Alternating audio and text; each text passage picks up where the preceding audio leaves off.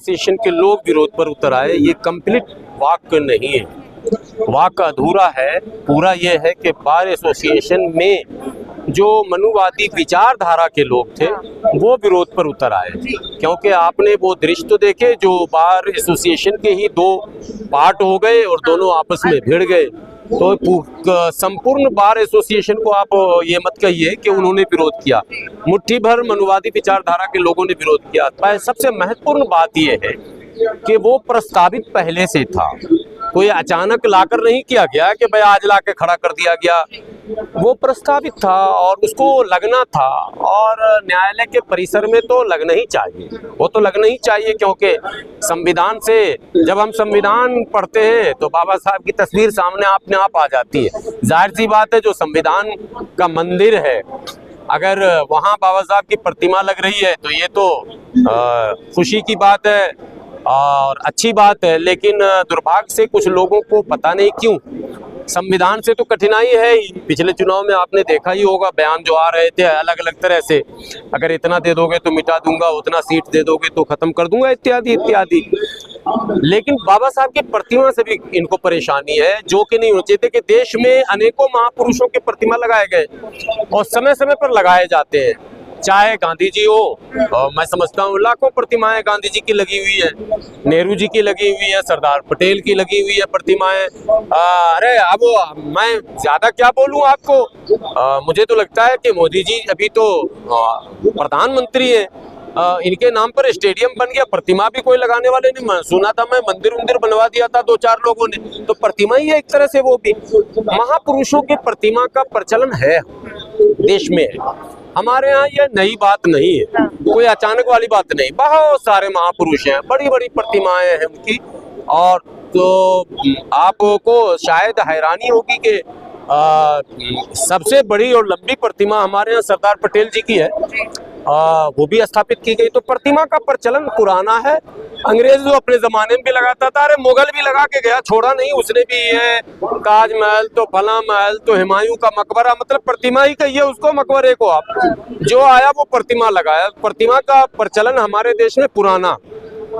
तो जब सभी महापुरुषों के प्रतिमा को स्थापित किया जाता समय समय पर, गांधी जी के, नेहरू जी के, पटेल जी के, मुझे लगता है कि और कई महापुरुषों की प्रतिमाएं हमने देखी हैं। बिरसा मुंडा की प्रतिमा भी हमने कई जगह देखी है, हमने लक्ष्मीबाई जी की प्रतिमा को कई जगह देखा। मतलब जितने भी महापुरुष हैं उनकी प्रतिमाओं के स्थापना का हमारे यहाँ प्रचलन है। जो लोग उनके अनुयायी होते हैं वो भी लगाते हैं, सरकार भी लगाती है, ऐसा नहीं कि सरकार नहीं लगाती है। सरदार पटेल की वो प्रतिमा तो सरकार के फंड से लगा था। लेकिन आपत्ति सिर्फ बाबा साहब की, आपत्ति भी बाबा साहब के इस पर, और साथ में उस पर हमले की भी शिकायतें आती रहती है, काहे बगाए, आज हाथ पर तोड़ दिया तो कल पैर तोड़ दिया तो काली पोत दिया। ये एक विचित्र लीला है कि कौन सी ऐसी सोच है साहब, क्या कठिनाई है, क्या परेशानी है, क्या दिक्कत है। वो हमारे संविधान के निर्माता कहे जाते हैं, संविधान सभा के अध्यक्ष थे, पूरी दुनिया में उनका अपना सम्मान है, उनकी अपनी पहचान है, कई बड़ी यूनिवर्सिटियों में उनकी प्रतिमा को लोगों ने लगाया है। ऐसे में उनकी प्रतिमा को भारत में विरोध करना, वो भी न्यायालय के परिसर में विरोध करना, हास्यास्पद ही नहीं दुखदायी है, दुखदायी है, ये ठीक नहीं है। जो लोग भी विरोध कर रहे हैं उन्हें पुनर्विचार करना चाहिए, ये अच्छी बात नहीं। पवन पाठक जो कि बार एसोसिएशन के अध्यक्ष हैं, उनका कहना है कि ये कोई गली मोहल्ला नहीं है जहाँ की कोई भी प्रतिमा लाके आप लगा। गलत, ये टिप्पणी अति निंदनीय है। गली मोहल्ले के लिए वो राष्ट्र के गौरव है, जिन पर दुनिया कि मैं तो कह रहा हूं कि कई बड़ी यूनिवर्सिटियों ने अपने गेट पर, अपने कैंपस में उनकी प्रतिमा को लगा रखेंगे। जब भारत का नाम अब आधुनिक भारत का नाम आएगा तो भारत में असल परिवर्तन, जो सामाजिक परिवर्तन है, वो बाबा साहब के उस अध्याय के बाद ही पूरा कहता है जब संविधान लागू होता है। संविधान के लागू होने से पहले उन वर्गों का, जिन वर्गों के शोषण की एक लंबी कड़ी है, जिन वर्गों के शोषण का एक लंबा इतिहास है, संविधान के लागू होने से पहले क्या उन वर्गों के अधिकार की बात करने के लिए कहीं पर थाना चौकी में कोई जगह थी क्या आपके पास? कोई अदालत में कोई जगह थी क्या कि उन वर्गों को या उनके पीड़ा को या उनके दुख को या उनके ऊपर जो अत्याचार जुल्म होते थे उसको चुनौती देने के लिए कोई कोर्ट था क्या? तो कुछ अंग्रेजों के जमाने में सुधार हुआ, बाद में बाबा साहब की क्रांति ने क्रांति ने एक बड़ा परिवर्तन लाया, एक संविधान लिखा गया और संविधान में सबको समान, अब संविधान सबके लिए एक समान अधिकार, समता समानता सम्मान की बात हुई सबके, उसी में ह्यूमन राइट से रिलेटेड मामले हैं, उसी में मौलिक अधिकारों की बात है, उसी में SC ST के स्पेशल प्रोटेक्शन का जिक्र है, उसी में उनके रिजर्वेशन का जिक्र है, उसी में वो सारी चीजें।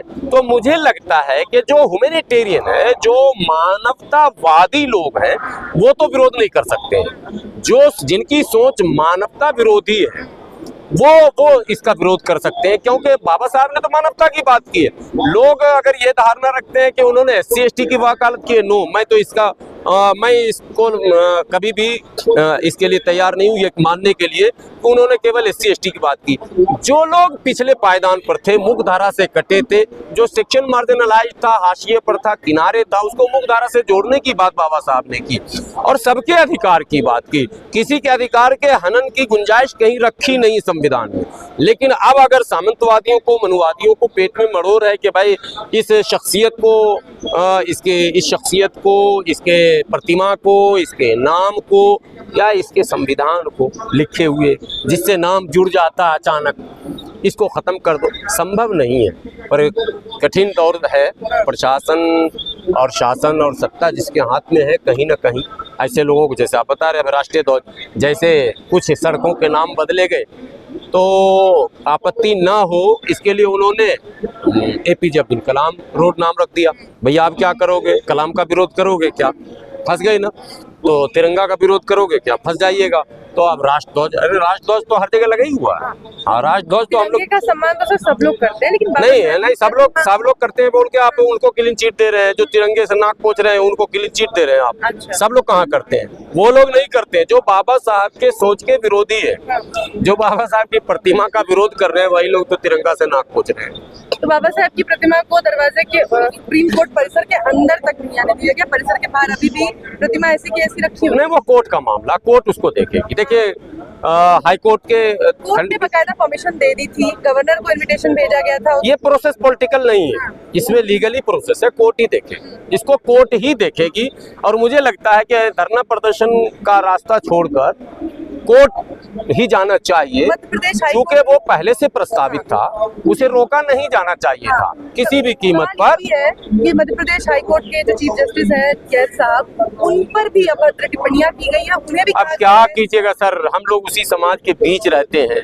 जब हमारे कर्नल जनरल पर लोग टिप्पणी कर दे रहे हैं, क्या करें हम क्या कर सकते हैं? जब अभी कर्नल सूफिया कुरैशी पे जो हुआ वो आपने देखा ही देखा। जब हमारे सेना पे लोग कर देते हैं टिप्पणी और बच के निकल भी जा रहे हैं, तो दुर्भाग्य है हमारा, हम समाज के बीच रह रहे हैं, लेकिन ये गलत है, नहीं होना चाहिए। अब आप जज पे कमेंट करेंगे, वो भी अभद्र टिप्पणी करेंगे, ये मैं समझता हूँ जज साहब को स्वतः संज्ञान लेकर मुकदमा कर देना चाहिए ऐसे लोगों पर।